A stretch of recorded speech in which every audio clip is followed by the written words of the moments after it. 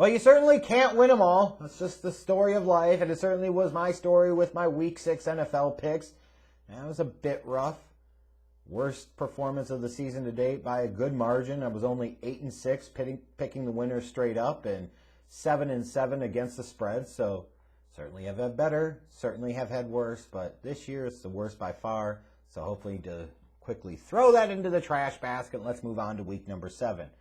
Season to date, that brings me to 61-33, picking the winners straight up, 56-38 against the spread. Again, solid, not super duper spectacular where I feel like I need to be bragging about how great of a picker or handicapper I am or any of that shit. Certainly not. But again, a guy that if you take my picks, you probably can make some money off of them.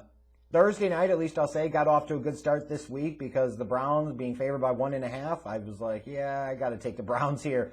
I know they don't have Baker, but Case Keenum's not exactly a scrub. He's just not a established long-term NFL starter type of guy, but he's a quality backup that in a short week like this could come in and play just well enough to be able to get the job done. And Denver stinks, and I knew that. Like, you look at Denver, you say, oh, they started off 3-0. Yeah, they also played both of the New York teams and fucking Jacksonville. So what did you expect? You know what I mean? They played 3 of the absolute worst teams in the league. Of course they were going to win those 3. But now they started facing some real teams, and they have some real problems. And again, it's Thursday night. It was a home game for the Browns. That usually tends to benefit the home team more. They got just enough, and they got by. Wasn't pretty, wasn't great, but it was good enough. So starting off 1-0 for the week. Hopefully that will carry over to the rest of the week, getting some good momentum going. So let's switch over to the rest of the picks of the week. And as always, you are welcome to go against me with your picks in the comments section. If you've been keeping track of tabs for the week and by the week and for the season, you can feel free also to let me know where you're at. The early Sunday game, starting off with the Washington football team traveling to Green Bay to take on the Packers. Green Bay coming off of the victory against the Bears last week. Now they're sitting at the top of their division. They've got a couple of games of breathing room. You know, Green Bay's sitting pretty right now. Even though they didn't look the best, admittedly, on Sunday against the Bears, who they traditionally own. Rodgers himself didn't exactly look the greatest. But when it mattered, he was Aaron Rodgers. He still owns the Bears. He's still daddy. Meanwhile, for Washington, might be looking without some key pieces on offense, combined with a defense that has been absolutely underwhelming this year. I'll take Green Bay minus the 7.5. We've got the Kansas City Chiefs traveling to Tennessee to take on the Titans in a big AFC matchup between potential division winners. Potential, not guaranteed, but potential. But it's a big game nonetheless. And what I find fascinating about this is, yes, the Chiefs are at 500 now. And yes, the Chiefs are that type of team when it comes to their offense. They can even make some mistakes like they did against Washington football team in the first half last Sunday and still come out and put up 30-plus just like that. Like, that's why it's hard to always count them out. But they're facing a Tennessee Titans team that just beat the Buffalo Bills on Monday night, the same Buffalo Bills who easily handled the Kansas City Chiefs on Sunday night a couple weeks ago. And the Tennessee Titans are at home, and yet they're 4.5-point underdogs. I don't know if that speaks to some disrespect for the Titans and what they're doing, if that speaks to too much respect for the Kansas City Chiefs and their name and their Mahomes, Reed pedigree and recent performance. Like, it's just weird that the team on the road with the worst record is favored by 4.5. But I'll agree with you here. Give me Kansas City minus the 4.5. You got the Atlanta Falcons traveling to Miami to take on the Dolphins. The Falcons are favored by 2.5. Miami having to come off of that Week 6 performance in London. Yikes, where they lost again. They're now 1-5, letting the Jags of all teams get their first win of the year. All the rumors and distractions involving Deshaun Watson, whether or not a deal's going to be done there, like, that's a freaking mess and a half. And now that's a situation that Tua has to play under. I feel bad for Tua.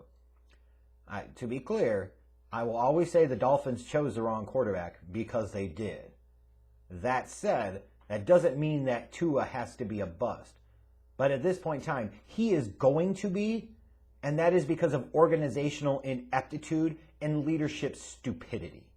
Not so much because of anything he did or he failed to do. It's just the way it is. I'm actually rooting for Tua in this spot. I want to see him come out and play well. It's not like he played terribly against the Jags or anything, but it is the Jags too. But here's another soft-ass, Swiss cheese-ass Falcons defense that he could potentially put up some decent numbers against. I actually like Miami here. Give me Miami plus the 2.5. You got the Jets traveling to New England to take on the Patriots. Obviously, the Jets looking for some revenge from earlier on in the season when the Patriots and Bill Belichick made young rookie quarterback Zach Wilson's day a very, very forgettable and rough one.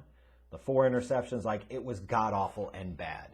Arguably the worst of the rookie quarterback performances in any game that we've seen this season. There have been a lot of those, to be fair. It's either him or the one with Justin Fields against the Browns, or it's Davis Mills the other week. Like, those are some of the really horrendously bad performances that we've seen out of the rookie quarterbacks. So there's a chance to come back, get some revenge, but it's in New England. I like New England in this spot. I don't know if I like the 7-point spread for them. You know, Jets have had some time to prepare for this, so I do like the Jets to cover the 7 points. You've got Carolina traveling to the Giants to take on Danny Dookie, Joe Judge, and the New York Football Giants. Yeah, Danny Dookie. Do we even call him Danny Dimes anymore? Oh, good Lord. The Panthers are favored by 3. Yeah, I'm smashing the Panthers minus a 3 in this one. If the Panthers lose this game, then shame on Sam Darnold, shame on Matt Rule, shame on everybody involved. Because this Giants team just got housed big time at home by almost 4 touchdowns by the Rams last Sunday. And then you've got an interesting matchup in the AFC North. You've got the Cincinnati Bengals traveling to Baltimore to take on the Ravens. You know, the Bengals, you sit there and you look at them and you say they're 4-2. I personally don't buy into them and believe in them that much, but 4-2 is 4-2 right now. It is what it is. Meanwhile, the Ravens, after the opening week kind of flukish, crazy-ass loss on Monday night to the Raiders, haven't lost since. They haven't looked back. You know, they're in a pretty good spot here. And this is a big game for them in terms of the scope of the AFC North in that divisional race. You could potentially bump the Bengals 2 games back and have an early season tiebreaker on them. Baltimore wants this game really bad. Cincinnati probably needs this game more. But if Cincinnati can find a way to win, like, that's a big statement for them. The Ravens are hot right now. Lamar is hot right now.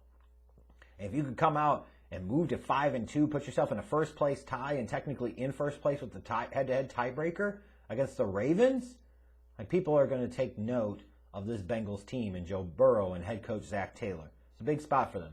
I like the Ravens to win, but I do like the Bengals to cover the 6.5-point spread.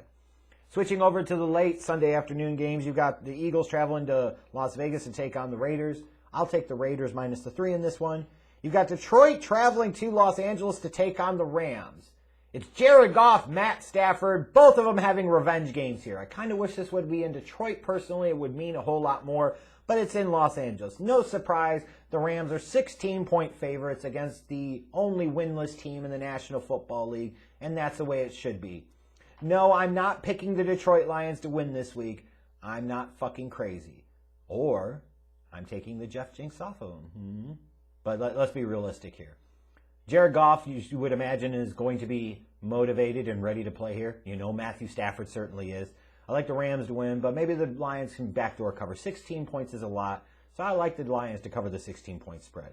You've got the Texans, oh, the poor Texans, traveling to Arizona to take on the Cardinals. If the Cardinals don't win this one by 25 or 30, something is seriously wrong. Give me the Cardinals minus the 17.5. And then you've got the Bears traveling to Tampa Bay to take on the defending Super Bowl champion on the Buccaneers, Tom Brady and all those weapons on offense.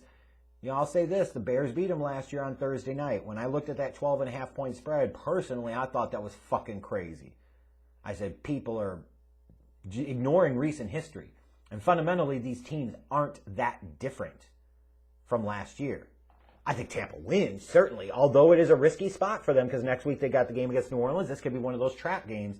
I like Tampa to win, but I actually like Chicago to cover the 12.5-point spread here. Because when you look at recent precedent, it indicates that the Bears can play this Bucs team pretty well. 12.5 points feels like an awful lot, especially because Tampa's defense is not exactly playing that well right now itself. The Sunday night matchup, you've got the Colts traveling to San Francisco to take on the 49ers. The 49ers are 4-point favorites here. They've had a bye week to factor in and everything else. I like the Colts in this spot, though.